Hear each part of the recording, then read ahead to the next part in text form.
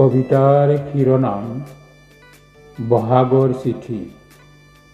মোৰ ম্ৰিয়মান চিত্ৰশালাত তোমাক বোলাই বোলাই মোৰ প্ৰেমৰ মিউজিয়ামত ৰখাৰ কথা।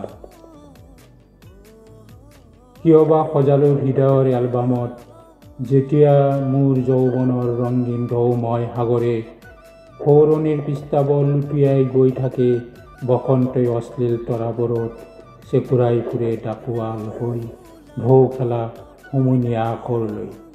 তেতিয়াৰ পৰা আকুলতাৰে চাই আছো বিহুতলিত। তুমি এইবেলি আহোঁতে ধুবুৰীৰ পৰা শদিয়ালৈ বহল দিগবাণী বিহুৱান আনিবা, য'ত সিঁচি দিম সেউজীয়া সংহতিৰ বীজ, য'ত লিখিম স্বদেশ স্বজাতি আৰু স্বৰাজৰ গান। চৰাই আৰু ফুলবোৰক কৈছোঁ, তোমালোকতকৈ বেছি ভাল পাওঁ মোৰ স্বদেশক। আমাৰ প্ৰেম আৰু জীৱনতকৈ প্ৰিয় মোৰ দেশ, তোমাৰ ওঠতকৈ বেছি সোৱাদ লগা এই দেশৰ মাটি। এইবেলি প্ৰতিখন মঞ্চতেই সূৰ্য অংগীকাৰৰ শব্দ আমাৰ। আমি চবে লুণ্ঠনকাৰী শোষণকাৰী দেশদ্ৰোহীৰ বিৰুদ্ধে যুদ্ধ ঘোষণা কৰোঁ।